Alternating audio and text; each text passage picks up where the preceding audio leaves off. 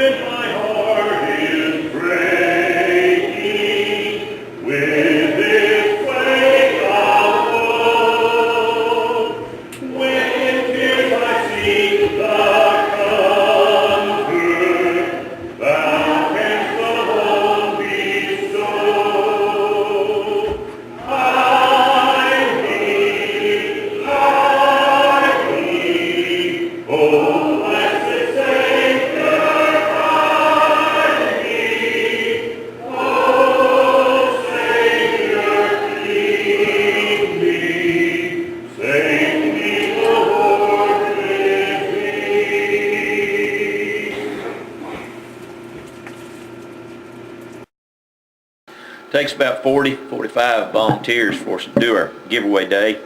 So we need a few more folks to help us out with that. And if you've never helped us, we have all sorts of jobs.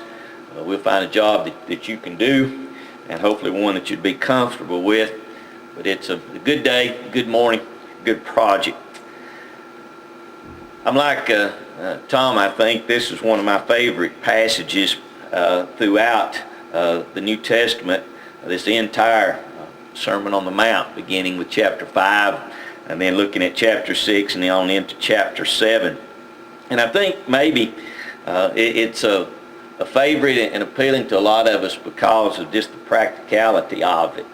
And one of the things that I was thinking about and preparing for this morning is trying to look at this particular section as a whole. It's easy, I think, for us sometimes in our study to, especially in passages such as this, to break it down and look at this particular verse and then this particular 3 verses in a setting and then the next 4 or 5 in their own, and maybe not look at it as a whole. Well, if you just back up and you look at all these different things that Jesus is talking about here, what he's really dealing with is attitude and choices. And if you look at each of these sections with that thought in mind, what Jesus was doing was challenging his audience to choose that which was best and to make a conscious choice in recognizing that there were some things that were better than others. There were some things that were sinful and wrong, but then there were just other things that were just better.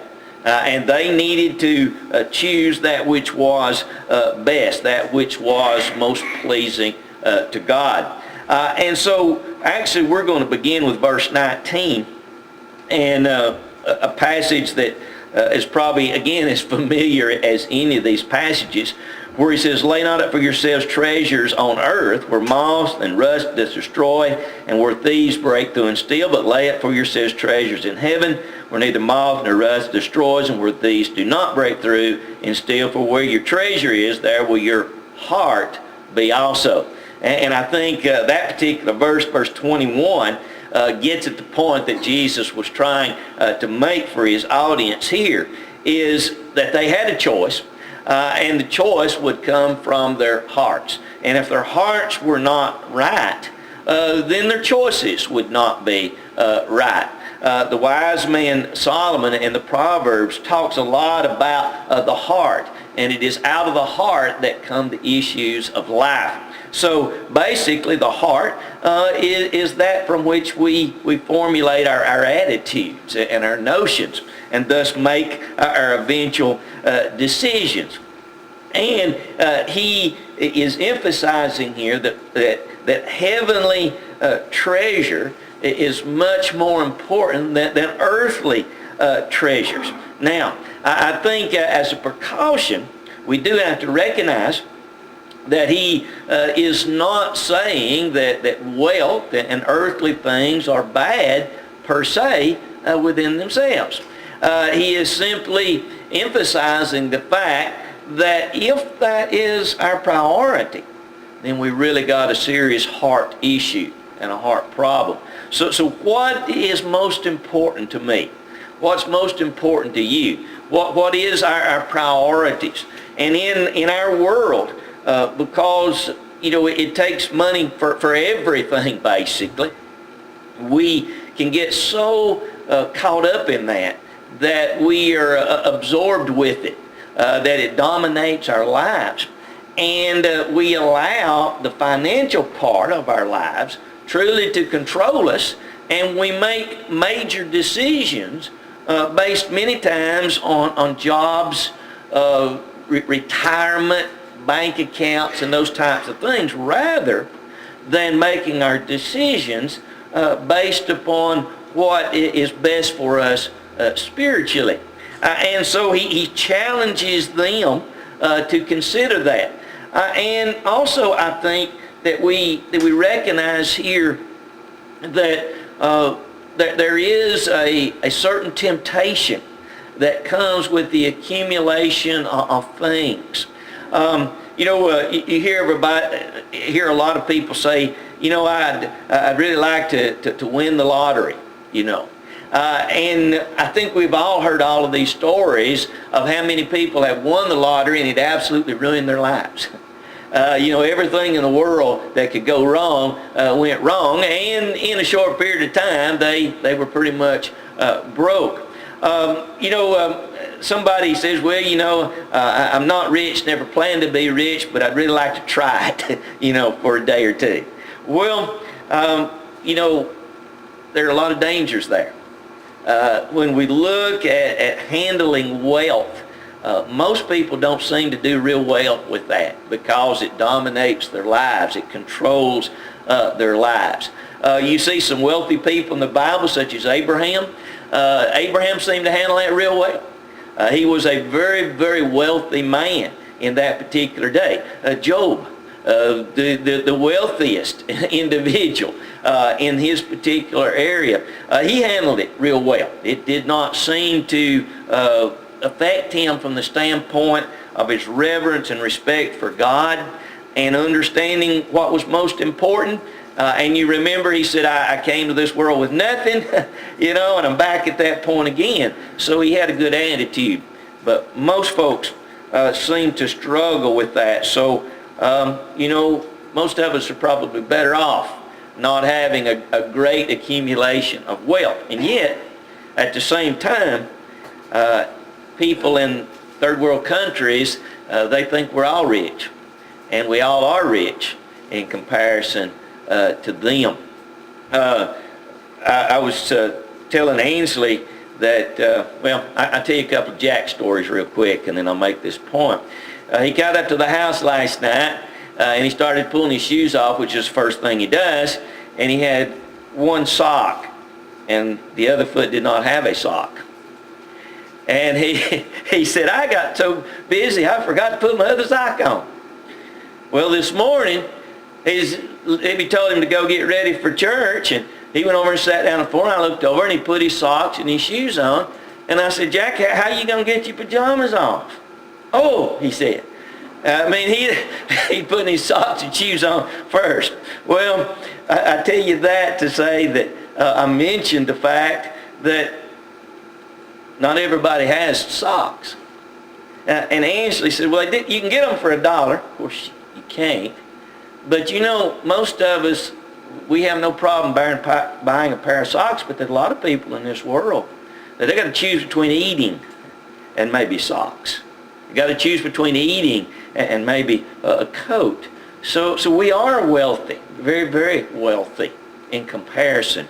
And we must make sure that we don't allow that to turn us away and let it dominate our lives and distract us from that which is spiritual and right.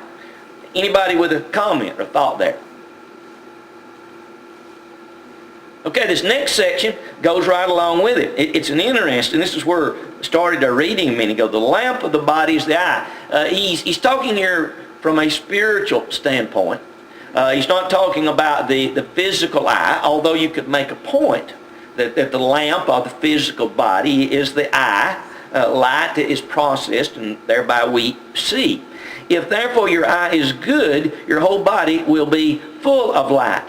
But if your eye is bad, your whole body will be full of darkness. If therefore the light that is in you is darkness, how great is that darkness? Now to the Jews of this particular day, they looked at this differently than we do. To them, the materialistic eye was the bad eye. Okay? So it ties in with the other section here. Again, just reading this, you might think, well, verses 22 and 23 don't have anything to do with verses 19, 20, and 21, but it does. Again, he's talking about the way that we would view things, and is challenging his audience to look at things the way that God looks at things. To look at the materialistic, to look at the world and the things of the world, the physical and the material, and realize where they have a place, but also realize that the most important is the spiritual. And if our eye, the way that we look at things is bad, then our lives are not going to be good either. And if we are looking at things strictly from a materialistic viewpoint, what can I do materially? Again, an emphasis on having money in the bank and working towards retirement or whatever our goals may be, without recognizing that when all is said and done, the only way that those things are really important is in light of us being good stewards and not being abusive and neglective. They only come into play in reference to what really matters, and that is whether or not we're right with God. We're commanded to work, we're commanded to provide for ourselves, we're commanded to be good stewards, but all of that is leading towards, it is lending to doing what God really wants us to do, helping us to be good stewards, helping us to be good servants, helping us to be the kind of Christians that we ought to be. So, good eye, bad eye. You can't have both. And a choice, has to be made. In the next verse, he's going to go into that idea and emphasize the fact that it's pretty much one or the other.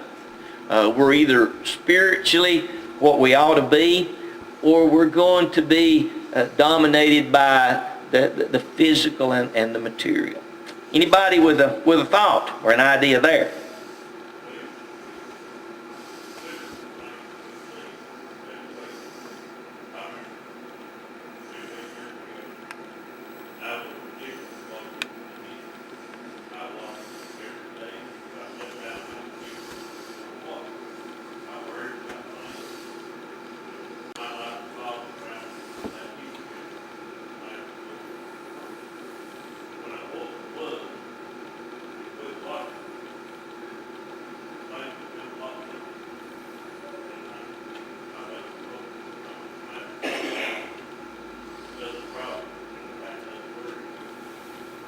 We can become so caught up, so captivated.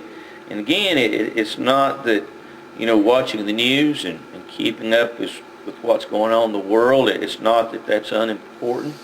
And yet, we can become so controlled by it that's all that we're thinking about, rather than doing what maybe we need to do each and every day in our service to God. You're exactly right. Anybody else? Sure. And we can pray about it, and then when we do pray about it, then we have to trust in God. he's going in to talk about worry and anxiety here. And, that's a battle.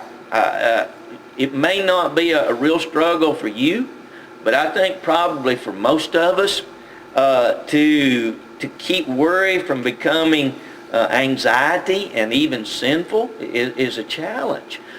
Someone has said that anxiety is basically atheism, practically speaking, because it suggests that we're not really trusting God to take care of things. God says that things will work out ultimately for the good, doesn't he? God says that he's in control. God says that what is right will win out in the end. God says that if we're faithful, even though physically things may not go well, materially things may not go real well, what really matters, that's going to be taken care of. So the reality of it is that, if we're, we joke about being worrywarts and other expressions, we've got to come back and trust in God. And so, yes, we can become so captivated, so controlled by things, and many times things we can't do anything about. We don't have the proper focus or the proper energy that we need to do what we need to do. And it's a problem, I think, that all of us face. One of the things that I have observed over the years is that people that live the longest, I've observed in several cases, somebody that lives to be 100 or more, in most of those cases I found people that really didn't worry. They just flat didn't worry about anything.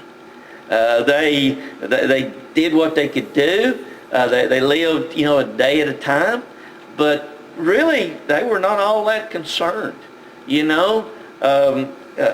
remember a couple of folks that spent, I'd say, the last quarter almost of their lives in a nursing home. And most of us, that's something we want to avoid. But, these two people, didn't bother them. They were content. They were not always happy with the food. They were not always happy with everything. But overall, they had a smile on their face. And they made the best of what they had. Just didn't worry about it. And I thought that's interesting. Okay. Jesse did? Yeah.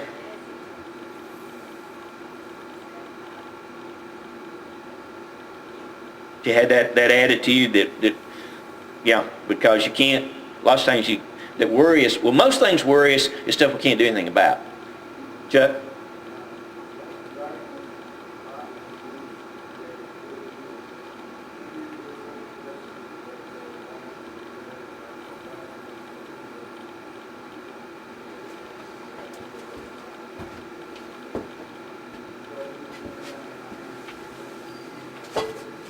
Yeah, exactly. Good point. Good point. So good and evil, light and darkness, and you're right. Things that are sinful, things that are right, those particular terms are used in other places to signify the very same thing. Okay, what he does in verse 24 now, he just boils all this down to the lowest common denominator with the remarks about service to a master. We're going to either choose God or we're going to choose something temporal. And he uses the word mammon here. And it basically stands for material possessions. And in reality, those are the only two choices you have. It's either God or it's something else.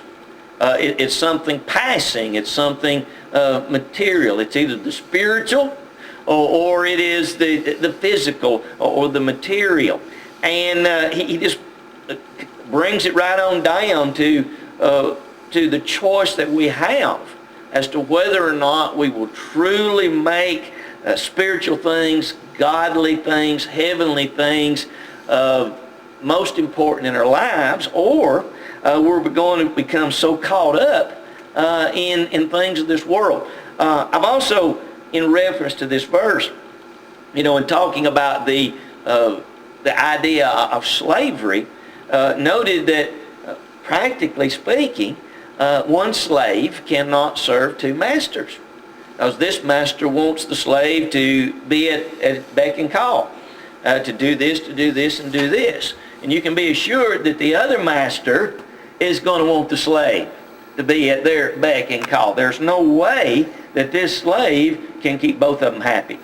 There's no way that this slave can actually serve two. So Jesus breaks it right on down. These folks were very familiar with slavery.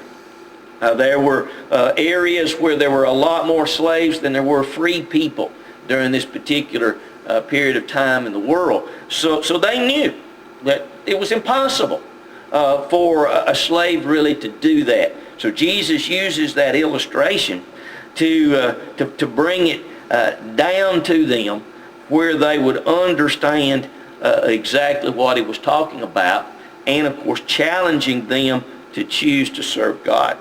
Anybody with a thought there? Okay, as it continues on, verse 25, and this is the section that we've already jumped into just a little bit. Now notice, again, remember what I started out with, and this was intriguing to me. Maybe it's not to you. But in studying this, and I looked at 19, 20, 21, treasures in heaven.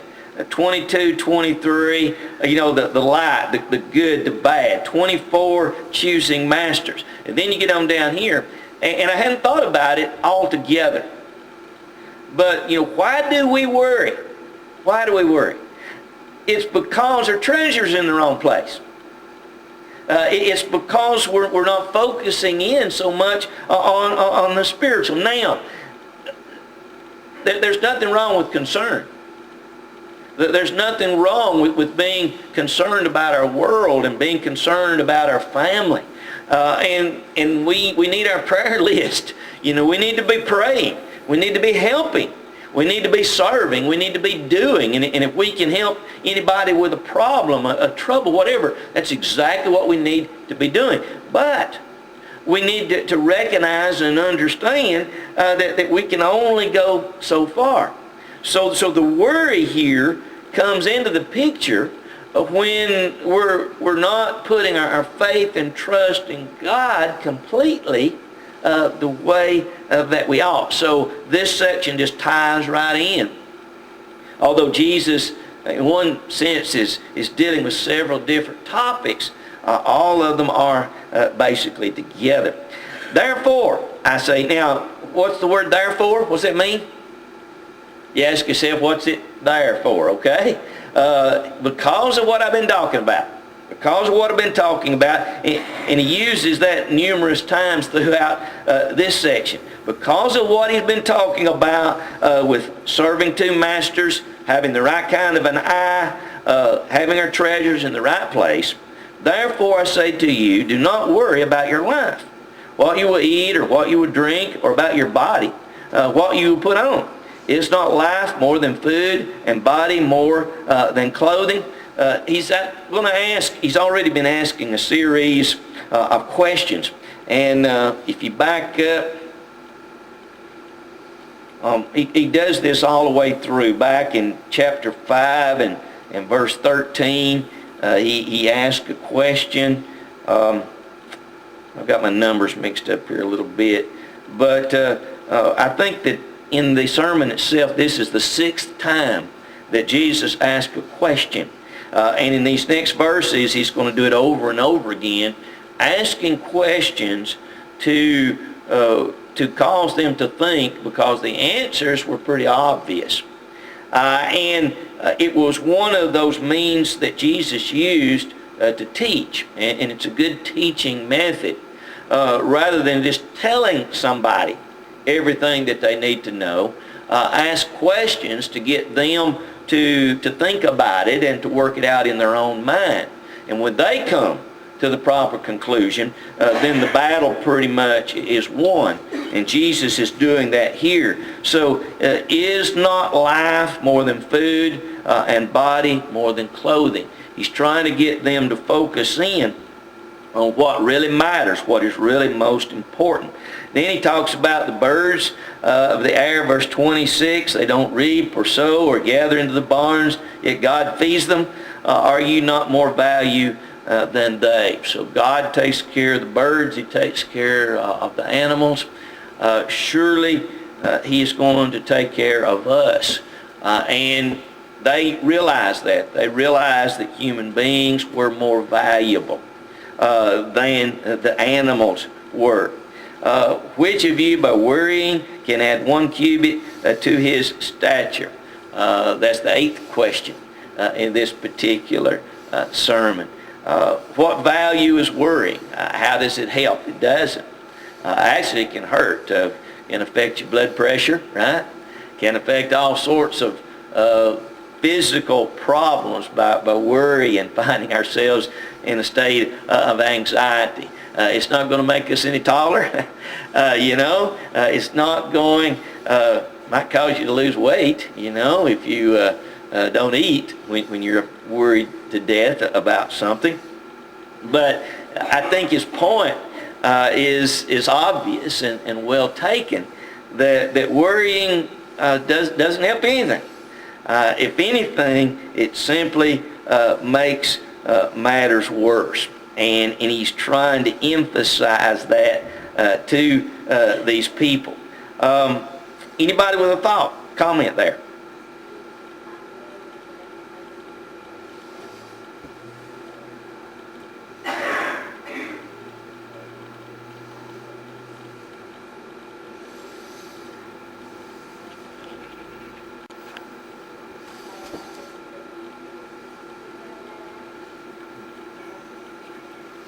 Yeah, we become, and it's a good point, we become, and it's a battle. I think it's a daily battle.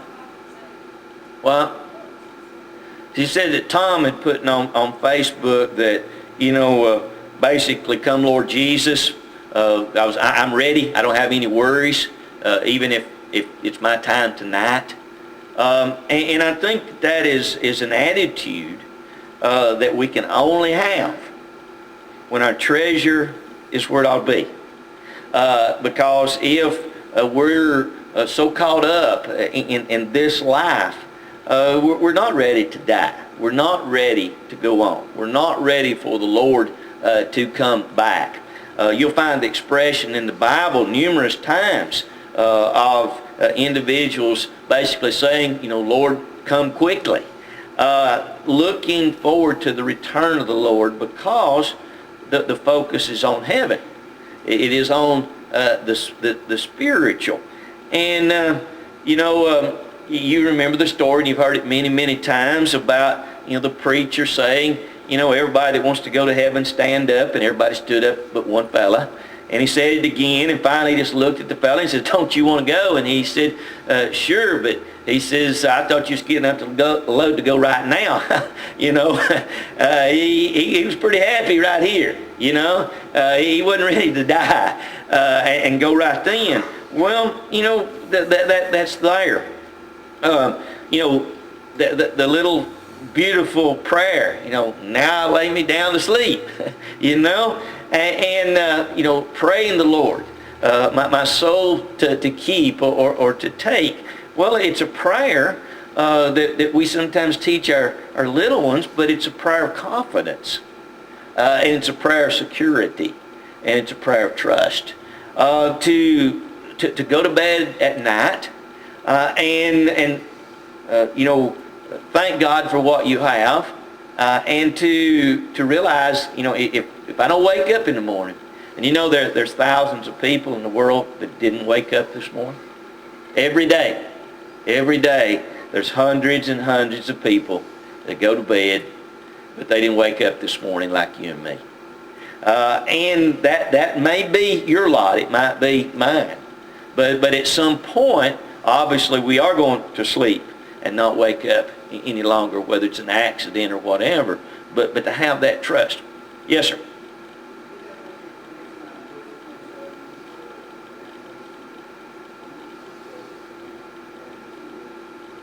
Mm-hmm.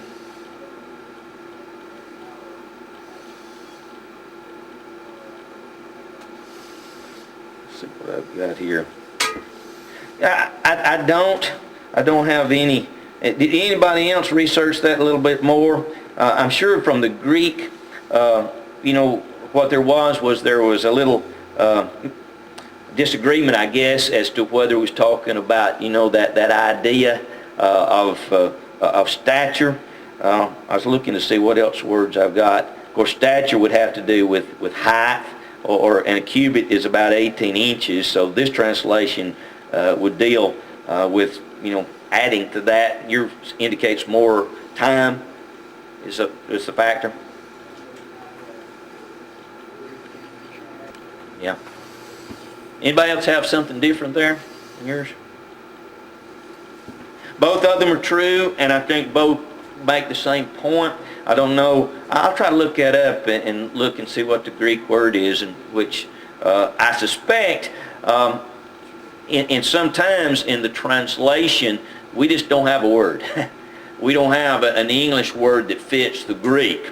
We've talked about the fact, like this word love, they had 4 words. We got one. And so in translation, and so what the translators would do sometimes is try to make a point in reference to what the writer was getting at, and both of those would be true. Yes, ma'am.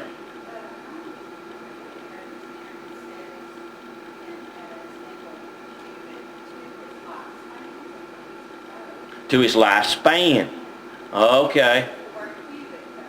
Right. Okay. So it uses length, but to a lifespan, which normally if we'd think about that, we would think about days. We'd think about hours, wouldn't we? So the time. So yes, I suspect again that the word that's there was difficult for them to put into English. So length.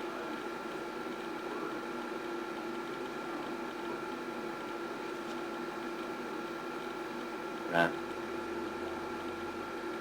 Exactly.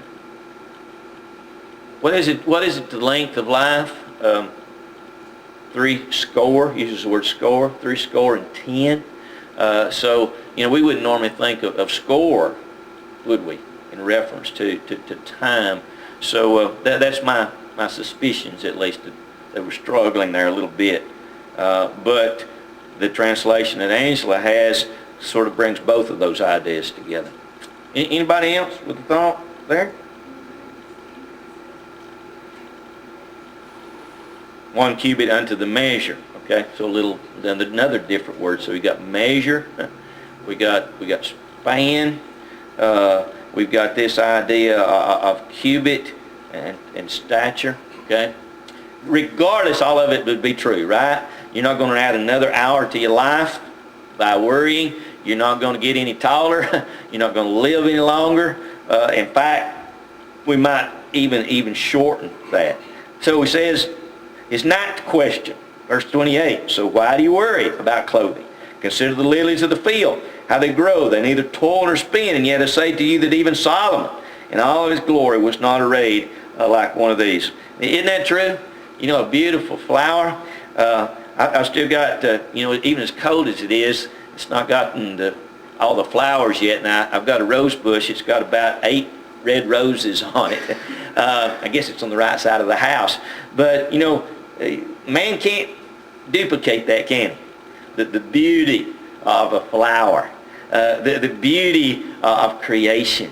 God takes care of those lilies. And obviously, he's going to take care of us as well if we let him. Verse 30, now if God clothes the grass, here's the conclusion, which today is and tomorrow's thrown to the oven. Your grass just here for a short time comes and goes. In a sense, you might say pretty insignificant. It's here, it's gone. And tomorrow's thrown to the oven. Will he not much more clothe you, O ye of little faith? So here, I think he's getting to his point that, where is my faith? Where is my faith? When I'm just worrying myself to death over the family, over what's happening in and around us, where is my faith that God's going to take care of things? Therefore, Do not worry, saying what we shall eat, or what shall we drink, or what shall we wear. For after all these things the Gentiles seek, and he uses the word Gentiles here in reference to, he's talking primarily to the Jews, so in reference to those that are ungodly, as he's using here. For your heavenly Father knows that you need all these things. Seek first the kingdom of God. Reference there, the kingdom here has to do basically with the will of God. Seek first the will of God. Don't be like the people of the world. We should not be, worriers like the people of the world. If all your eggs are in the worldly basket, you got something to worry about, because what's going to happen to it? It's going to perish, isn't it? It's going to rust. The moths are going to eat it up. Somebody's going to break through and steal it. There may be a fire. So you've got something to worry about if all the emphasis you see is there. Yes, ma'am.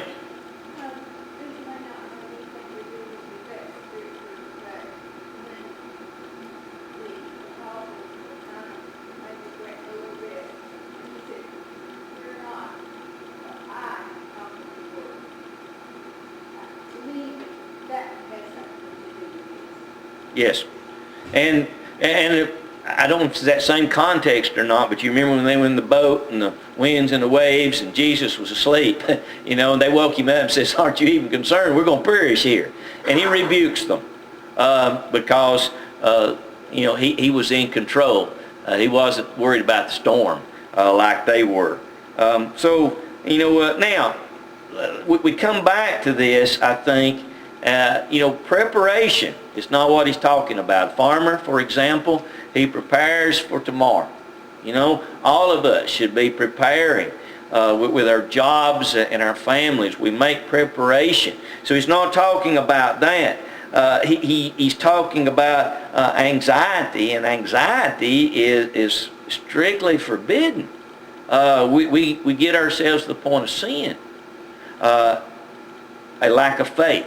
A lack of trust in God. So we prepare, we do what we can do, we pray, and we leave it in the hands of God. And God says, I'll take care of it. I'll take care of it. It may not turn out the way that, as a human being, I would like for it to. People still die. People still get sick. People lose things, have to start over. But it's amazing, how different our lives can be if we put our complete trust in God. So what's he saying all the way through? He's saying God first. God first. Put God first. Don't let life destroy us. Don't let worry what's happening in the world cause us to lock ourselves behind bars and not go outside. Trust God, believe in God, put God first, and God will take care of everything. Next week we'll start with chapter 7. Appreciate your comments this morning.